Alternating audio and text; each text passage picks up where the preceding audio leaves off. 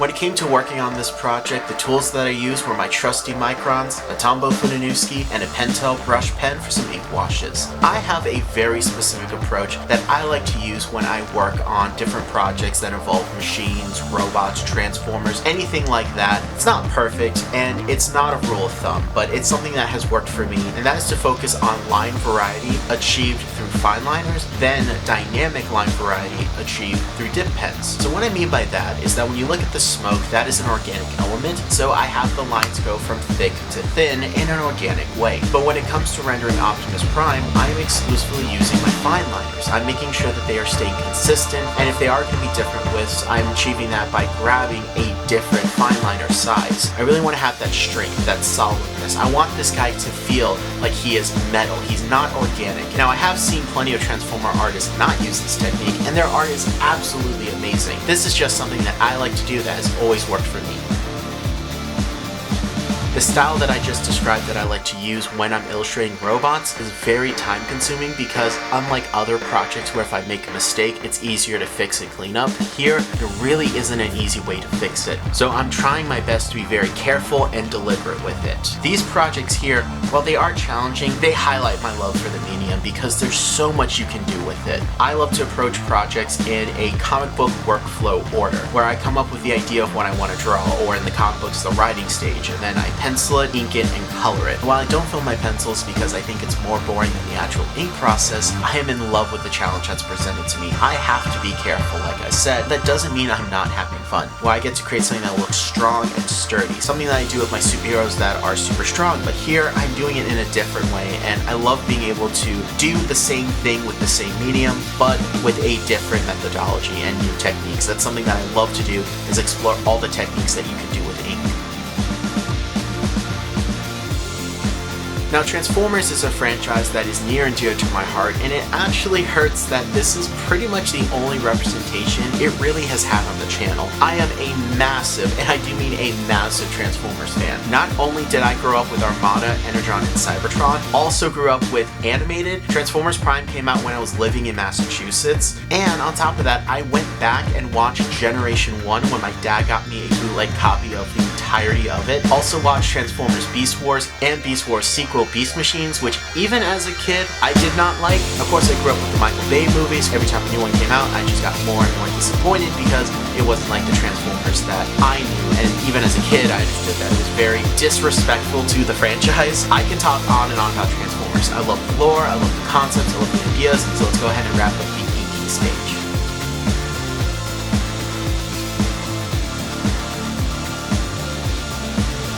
Now you guys noticed that I used a Pentel Pocket brush pen to fill in the ink wash for the smoke. That's just something that I like to do. I feel like ink washes work really well to create that smoky effect, especially contrasted next to a more traditional line art piece, so I love using those techniques in there. But I also decided to use some colored inks in this project for the Energon axe and the lasers that are being shot at him. I thought it'd be really cool to just go ahead and ink those edges so that I have something really nice. Now I use the Faber-Castell Artist Pitt pens, which are great pens. I really recommend them. They're not alcohol markers, and when I first used them, I was under the impression that they were, and that was totally my bad. I had the wrong approach for them. Now that I know how they work, I really appreciate them, and I really like to use them.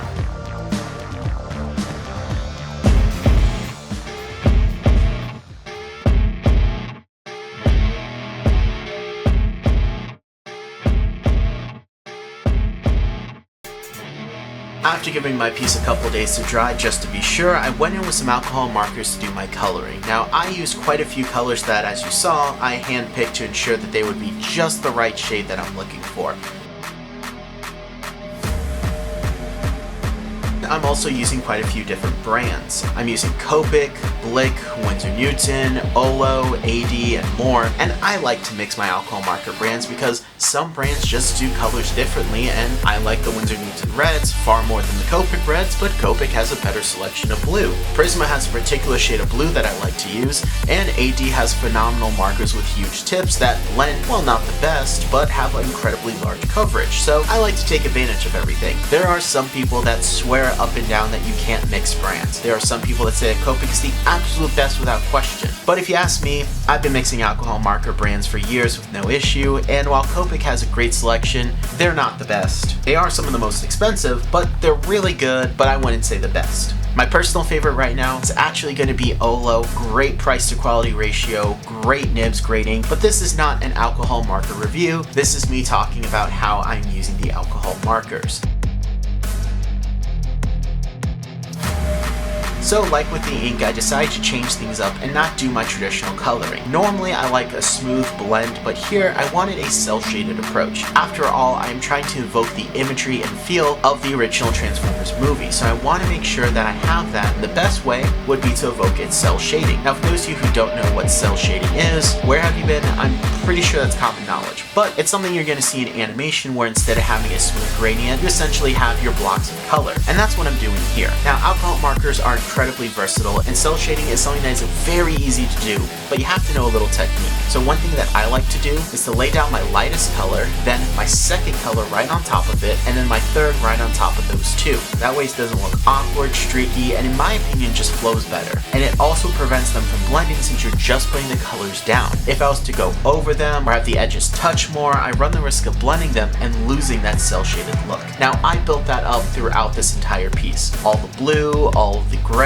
all of the red, they done the exact same way. Now I use quite a few different grays and a few different techniques with the grays. For one, I actually kind of treated the white of the paper as one of my initial layers and then built up 2 additional layers on top of that. I did find that I could have added a little more depth, so I did go over it with another gray. So there's technically 3 grays and 1 white, but I think it looks really well and you don't really notice it. The yellow was the most difficult to work with. It's super easy for it to be overpowered since it's not a strong color, and for some reason I've noticed that skin tone and yellow alcohol markers really like to make ink bleed. Even when the ink is alcohol marker proof, it still bleeds. I don't know what it is about those colors, but it's an observation I've made. Coloring this piece was really fun, super enjoyable. In this stage, I pretty much was focusing on getting Optimus Prime completely done, along with the laser effects and the Energon axe. Because as soon as the coloring was done, I'd have to mask the piece off so I could break out my Copic airbrush.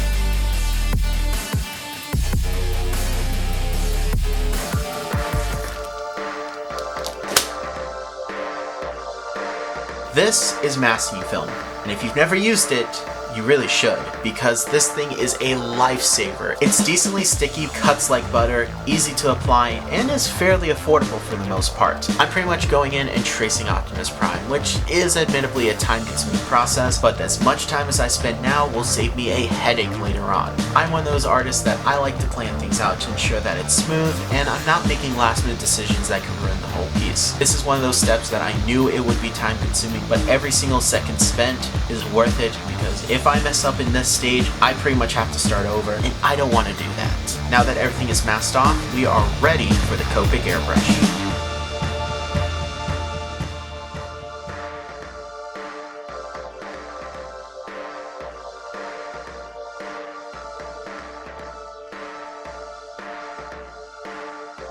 Now I made a full dedicated video on the Copic airbrush quite a bit ago, and I have to say, I still love it. My opinions have not changed on this tool, and is one of the coolest things I have in my artistic toolbox. Now one thing I will say though, since this uses alcohol markers, you still have to go in with that alcohol marker approach. What I mean by that is that you are going in and you are layering your lighter colors first and then going dark. If you start out dark, it's gonna be that way because you cannot lighten things back up. So I'm going with a couple different shades of blue to really go in and create a solid foundation to work off of. And yes, I did make a mistake, which was super annoying, but luckily I was able to fix it with a little bit of colorless blender and some creative problem solving. I also decided that my background just wasn't dark enough, so I had to go in with one of my favorite blues, number 29, and layer it heavy to create that great contrast. Now since I did a good job cutting all of the masking film, I didn't have to worry about overspraying or covering Optimus. It was all protected. I did wear a mask because you can still breathe this stuff in, and you don't want to have blue boogers. Trust me, the first time you blow your nose after airbrushing and it comes out a funky color, you get scared and your wife has to comfort you, and don't look at me like that. We've all been there, at least I have.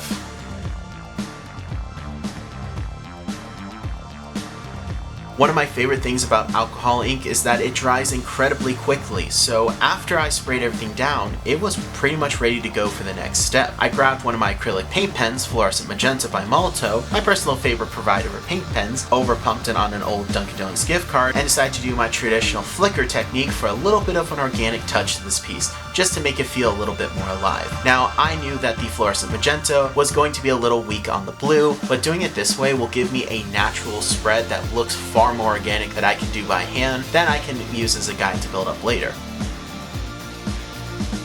It was then time to remove all of the masking film, and let me tell you something, this process was incredibly satisfying. While I did notice there were a couple of areas of cleanup that I need to do, pretty much the next step was going to be that and using my paint pens. Now, working with yellow is one of those colors that's an absolute nightmare to work with because, quite frankly, it takes forever to get a good coat on any color, even white. Luckily for me, the Molto acrylic paint pens are so good and opaque that it really didn't take that many layers to get something nice. And I was doing this on top of orange, which, while yes, is just yellow and red mixed together, it still is a color that is way more intense than yellow and can be an absolute pain to work with. But again, these paint pens are super opaque, so it didn't take much to get the effect that I was looking for. What did take quite a bit was getting the Fluorescent Magenta. Now, I probably should have just done white and then build those up, but I was dumb and didn't do that, so it took quite a bit of building up to get a nice bright Fluorescent Magenta onto this blue background. And yeah, it was worth it. I have absolutely no complaints. I really like how this looks, so it was totally worth it. Now, after all the cleanup and doing the finishing touches, we're done here. We're ready to remove the tape and, well, enjoy the piece in all its finished glory.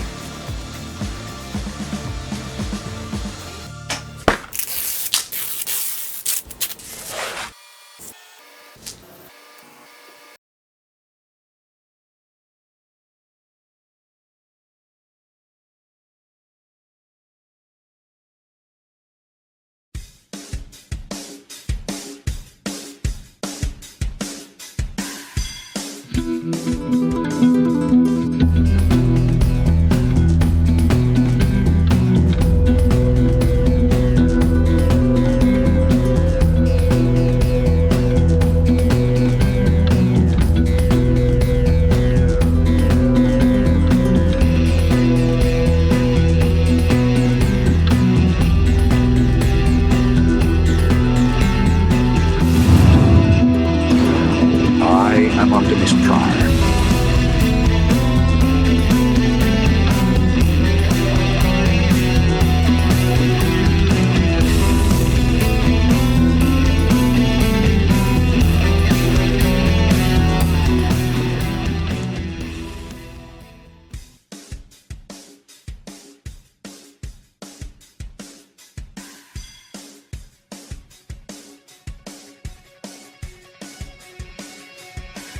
Transformer.